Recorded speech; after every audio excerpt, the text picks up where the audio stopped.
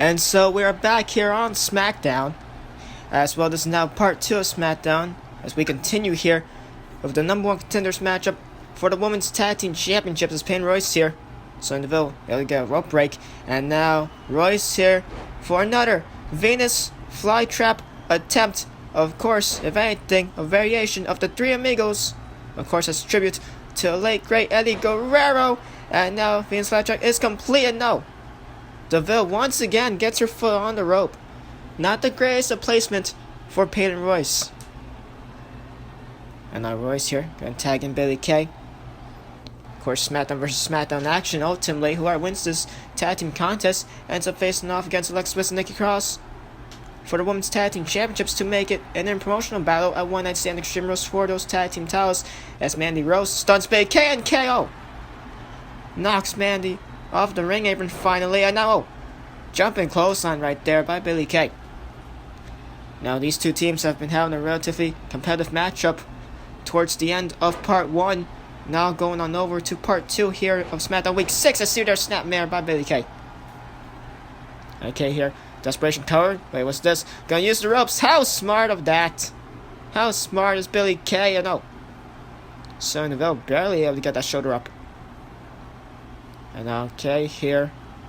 Oh man, here we go again. Northern Lights driver. Spikes. DeVille on her head. And now Billie Kay here. Eyes set on Mandy Rose. Yet again. And okay. Sizes up. Sonya Deville. What can she be thinking of here? And big boot the shades of Kay. And okay, takes out Mandy Rose. Billie Kay here, looking to take advantage. The coast is clear. The coast is clear for her. And now Kay into the cover. Shoots to half. Sonya Deville, she could be out. And yes, she is. The Iconics. They will go on to One Night Stand Extreme Rules to challenge Alexa Bliss and Nikki Cross for their Women's Tag Team Championships. Yeah, we don't have to see that again. Just, why did that have to happen to Billie Kay? Or Peyton, at all. Nothing bad deserves to happen to them at all in this matchup, by the way. But, regardless of that, the Iconics, well, they will be representing SmackDown in the promotional battle at One Night Stand Extreme Rules. And Billie Kay, a lot of Northern Light drivers. It was amazing. A couple for Sonya and a couple for Mandy as well. And Billie Kay and Peyton Royce, they win this very competitive tag team contest. What a victory for those two. Well deserved, my ad. Well deserved. If there's ever two women that deserve the women's tag team titles, it's these two. And so, big victory for them here tonight on SmackDown. And we still got some action still to come your way later on tonight, which of course does include a blockbuster main event between Roman Reigns and Lars Sullivan. And well, ladies and gentlemen, the matchup is now official. The Iconics, they represent SmackDown. Alexa Bliss and Nikki Cross, they represent Raw. And so the Iconics, they will challenge Bliss and Cross for those coveted Women's Tag Team Championships. And I may be a little bit biased here, whether if I am really assigned to SmackDown or not with my Cruiserweight division, but I favor the Iconics.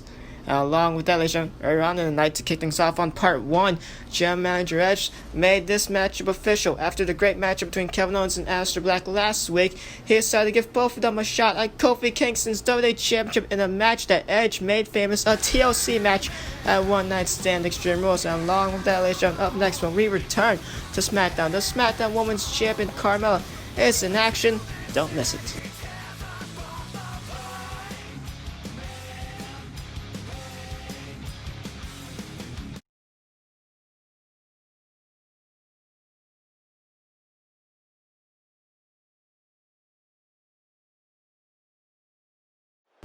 And so we are back here now on SmackDown. And well, if anything, what a night it has been so far. The Cruiserweight Championship was on the line, of course, thanks to me. And of course, General Manager Edge greenlighting my plan for the matchup in the first place. Of course, 205 Live now no longer exists because, good old Vince wanted to cancel my show. But hey, bright side, I get a bigger spotlight to showcase the very talented Cruiserweight division. And it's here on Tuesday Night SmackDown. As Drew Gulak retained the Cruiserweight title over Kalisto. Well, if anything, along with that, Miss Money in the Bank Asuka had a dominant performance earlier on in the night, and of course, as we saw moments ago, the Iconics, they are now #1 contenders, rightfully so, by the way, for the Women's Tag Team Championships. So I like to think that today has been a pretty good night. Well, if anything, up next is here Lana, already in the ring now, as she's scheduled to face off against the Smackdown Women's Champion, of course, newly crowned Smackdown Women's Champion as of 2 weeks ago at Money in the Bank in Carmella. And of course, both Lana and Mella, they were both in that #1 contenders battle royal a couple weeks back, where the winner would actually challenge former champion Bayley for the title at Money in the Bank. Clearly, it was Carmella, and clearly she's won the matchup.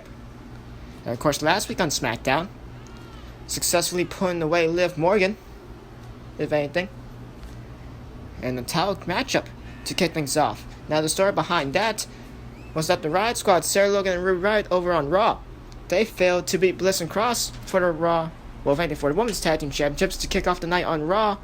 The Raw after Money in the Bank, Edge decided to one-up JBL by giving another fellow Riot Squad member, or at least former Riot Squad member, in Liv Morgan, a shot at another title, that being the SmackDown Women's title.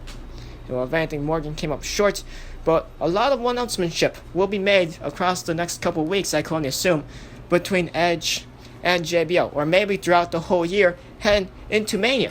Of course, we also got Survivor Series, the one night where both Raw and SmackDown will battle for brand supremacy, and the next pay-per-view to follow One Night Stand Extreme Rules will be the King of the Ring tournament, as I announced earlier on during part 1 of SmackDown.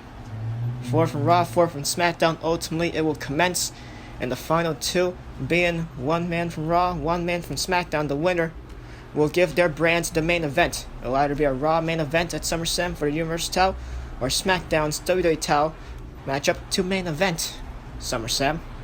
And what follows that will, of course, be SummerSlam itself. Anyway, now Lana here, actually doing pretty well, at least so far as I could see. Okay, well, never mind. Of course she missed it. You know, Edge, buddy, you're my boss here, but like, did we really gotta put her against Carmella? Like, did we really? Like, we could have picked someone else better. Okay, never mind. That's a little tiny nitpick. Not get into the details here. Can't question Edge's decision making. He is, after all, my boss. Anyway, that's now Carmella here. Well, if anything, Lana actually able to reverse that into a fireman's carry, and now Lana here, stab across the back of the head. Not sure how wise that was, and oh, look at that! What a kick! Well, I can't lie, that was impressive. And now Lana, of course, the Rusev taunt. Of course, Rusev last week in the main event SmackDown came up short in the Fatal 4 matchup to determine the #1 contender for Jim Mahal's Intercontinental Championship. Of course, that matchup was won by Dolph Ziggler, who, of course, Jim Mahal sent a tweet out targeting and mocking Dolph Ziggler earlier on, as we showed during part 1. Of course, both Ziggler and Mahal were not scheduled to be here tonight, but Jinder Mahal still decided to try and get under the skin of Dolph Ziggler, and that right there was via Twitter, as, you know, it tends to get under a lot of people's skins. So, good on Jinder Mahal, I guess. Anyway, now Lana here actually had a pretty good performance, trying to wear down the legs of Carmella. Of course, you take out the legs, you take out the coded signs, and then you also take out the simple ability to just walk as well, which is easily devastating, but you also take out the super kick. So a smart strategy on Lana's part here. And we'll see, that right there is where things get a little bit not the smartest of anything, to say the least. Taunton, then again, Mella was down, but she smacked the Women's Champion for a reason. Able to defeat Bayley 2 weeks ago. Now look at this roll up here, schoolboy roll up by Lana. Can she actually pull off the upset of the century? If she does, I will shut up forever. And she's not. Only 2, but that was, if anything, too close for comfort type 2 count, if anything. That's now Mella. Back elbow. And now another big time elbow across the face. 2 in a row. Lana trying to fight back here. From a power slam position and down into a turnbuckle face first. Goes Carmella. That padding is really unforgiving. Sure, it's padding there, but that doesn't mean the fall still doesn't hurt. And now Lana here gets shoved off. SmackDown Women's Champion. Now, if anything, Bayley still has her rematch clause, so we shall see when she cashes it in or when Edge decides to give her it. As here now, Carmella goes into the cold sides. She just needed one moment, one clear opening to lock it in here. And Lana, she's fighting, she's struggling here. And Carmella trying to put Lana away, and Mella decides to let go. Lana was giving up a surprising fight, I have to admit it. But now Carmella, I think she's looking to end it. This time for good, and super kick. If the Code of Silence couldn't do it, then maybe that super kick will. Shoots the half now, does the SmackDown Women's Champion, and that is all she wrote. Well, Lana, she had a pretty good performance, I'm not gonna lie. But at the end of the day, the Princess of Staten Island, the SmackDown Women's Champion Carmella, the woman who beat Bayley 2 weeks ago Money in the Bank, able to come away with the victory. Well, if anything, that matchup, if you ask me, very, very competitive. I have to give Lana her props here, as much as I really hate to say it. And well, if anything, what a night for the women's been. Asuka, Miss Money in the Bank, Asuka, dominant performance. And of course, Asuka perhaps lurking in the background. Anytime she could cash in that Money in the Bank briefcase. Well, speaking of lurking in the background, hold up. Charlotte from the crowd. Charlotte Flair, she was here on Velocity. I thought she left already. I thought she left the arena. Of course, Charlotte was in the main event of Velocity before SmackDown started. Beat Mickie James, now natural selection onto the SmackDown Women's Champion. The Queen, still here on SmackDown. I thought she left the building. Her night was done before really the show even started. And so Charlotte now, what's this? Steal steps here. Bring to her ring, and I think she has some bad intentions. I do not like the feeling of this at all. No. Mella able to dodge it. Oh, God. Gets clocked in the skull. With the edge of those steel steps. If anything, when I think about it, it makes sense. Before Carmella won the title from Bayley at Money in the Bank, the SmackDown Go Home show beforehand, it was Charlotte who pinned Mella in that 6-woman tag team matchup, consistent of both Charlotte, champion at that time, Bayley, and of course Selena Vega. They took on number one contender for a title at that time in Carmella and Asuka and Kairi Sane. As a bit of a preview of the SmackDown women's side of the Money in the Bank ladder match, and of course the SmackDown Women's Championship as that powerbomb onto the steel steps. But in that contest, Charlotte actually pinned Carmella in that tag team contest. So if anyone actually has, a claim to a title besides Bayley in her rematch, it is that woman that we see in the center of the ring, a powerbomb onto the steel steps, and then just launches Carmella out of the ring like she's nothing. And Charlotte Flair now taunting the crowd here. Well, Charlotte has now made 2 statements here tonight in Uniondale, New York. Earlier on in the main event of Velocity by beating Mickie James, and here tonight by most likely setting her sights on Carmella and her SmackDown Women's Championship. Charlotte's work here is done, and Mella, she's knocked out cold. Well, what a statement on the part of the Queen. As now, speaking of Velocity, first ever episode of Velocity, General Manager Edge, he looked to top, if anything, JBL's Heat episode before Raw. And well, if anything, of course, I made that matchup.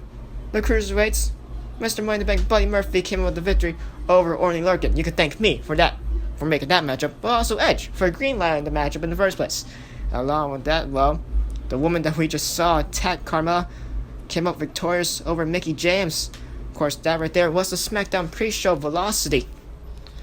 And well, 2 pretty damn good matches. I personally think probably better than Raw's Heat. And along with that, next week on Velocity, the main event of next week on Velocity, Mustafa Ali, he takes on Sheamus. Later, it is going to be Sheamus' Universe Mode debut. He takes on Mustafa Ali. Ali, of course, a couple weeks back, failed to beat Jinder Mahal. And well, if anything, now we shall go to a Raw rebound to what happened this past Monday. Down, not going to work. And Strowman, he's going to try and kill Carl Anderson. Never mind, Anderson. Well, reversal. Reverses the Guerrero press into a DDT. And well, Strowman and Anderson, he does not want anything more to do with Braun Strowman. He tags in Luke Gallows. Frequent tags here made by the club now. As Luke Anderson, he was in there for like, 10 seconds? Luke Gallows back in here now. Look at these 2 big men, Luke Gallows. Well, I don't even know what the hell you call that. Oh, and well, I know what you call that. You call that big boot. And Luke Gallows goes flying, and Gallows goes flying again. But if anything, this time, it's to his own advantage. Launches his skull, this time to Braun Strowman. With that, just running headbutt. No, Ricochet. Well, Gallows was trying to cheap shot Ricochet. That didn't work out. as he's got his head clocked in for his own troubles, and Braun's actually going to take advantage. Gallows was trying to cheap shot Ricochet. He didn't really succeed all that much, as Braun Strowman now has the upper hand. Oh, there's a hole through Carl Anderson, and almost just pierces a hole through that stomach with that running shoulder barrage. AJ Styles watching on here in ringside, perhaps looking at the downfall of Anderson and Gallows here. The running power slam, we saw this 2 weeks ago to The Miz, where Strowman hit the running power slam. Of course, what follows that is the 630. And yup, in similar fashion to 2 weeks ago against The Miz and Cesaro, running power slam followed by a 630. Question is, will it lead to a victory? Yes, it is. Ricochet will have 2 matches at One Night Stand Extreme Rules, and it's all with the help of the monster among men. What started off as a random tag team, what started off as a build-up to Money in the Bank 2 weeks ago, now is an actual tag team that now have future Raw tag team title opportunities in 2 weeks at One Night Stand Extreme Rules. Running power slam, following that is a 630. A deadly combination brings down Luke Gallows. Strowman and Ricochet chance for Raw tag titles, and immediately following that at One Night Stand Extreme Rules, it'll be Ricochet who gets a United States Championship opportunity. Ricochet perhaps picked the best person to have for tag team partner, and AJ Styles, the phenomenal United States champion, he is livid. And well, wait, hold that thought of anything, ladies and gentlemen. The Raw GM manager, John Bradshaw Layfield, of course, JBL revealed himself to be the Raw GM last week. Well, he's here backstage, listening to what he has to say.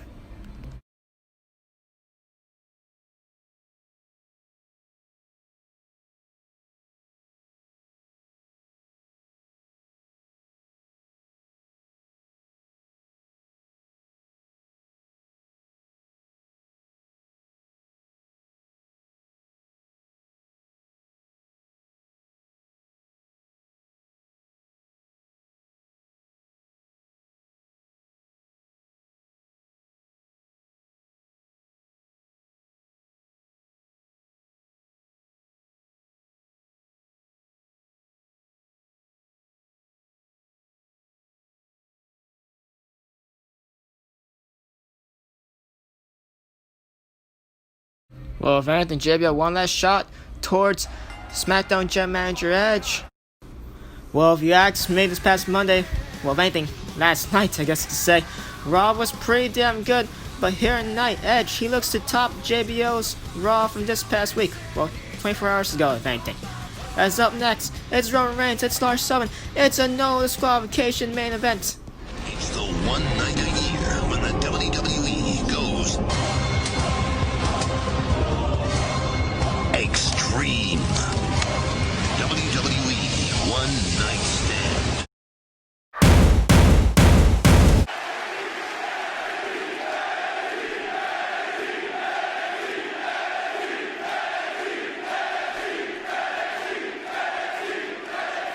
NXT, only on USA.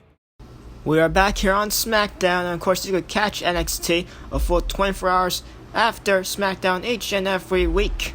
Well, at least, hopefully. But regardless, here we go. Blockbuster, written all over it. Time for a no disqualification main event. The following contest is an Extreme Rules match. Making his way to the ring from Pensacola, Florida, weighing in at 265 pounds, Roman Reigns.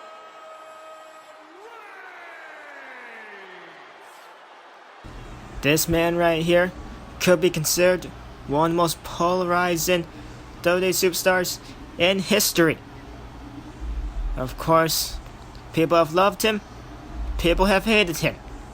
And to be fair, I will admit, before in the past, I was one of this man's haters. I was one of his biggest, just anti-supporters, I guess, is a good way to put it.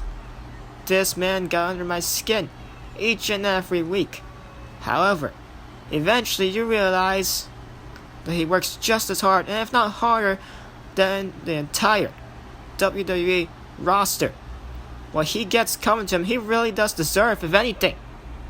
This man, I will admit, I treated too harshly in the past, but eventually, I've grown to realize that Roman Reigns, he is legit one of the best sports entertainers in the world today. No matter whether people boo him or hate him, he gets a reaction. That's the job. Does better than just a person doing super kicks, Canadian destroyers, just for a cheap pop with not much of a character. Yes, that's a shot at a certain individual. Or if anything, two certain individuals. And his opponent from the Rocky Mountains, weighing in at 303 pounds, Lars Sullivan. Ah, man. If anything, he's called the Freak for a reason. Look at this man's size. The stature, the aura he gives off. I even feel it all the way up here in my skybox. Ladies and gentlemen, though, I am far, far away from this man. You still could just sense the aura, how menacing he truly is, how bizarre he also truly is. Of course, last week attacking Randy Orton backstage, trying to make a statement, quote unquote. Well, at least that's what we all could really grasp upon the situation. That's really what we call make a notion of, to try and make a statement here on Smackdown. Edge, he saw it, and he decided, well, you're not going to get Randy Orton. Instead, you'll get Roman Reigns in the main event of Smackdown, in a matchup where anything goes. Ladies and gentlemen, tables, ladders, chairs, candlesticks, bats, hammers, anything and everything will and can be used. Ladies and gentlemen, the matchup begins on part 3 of Smackdown.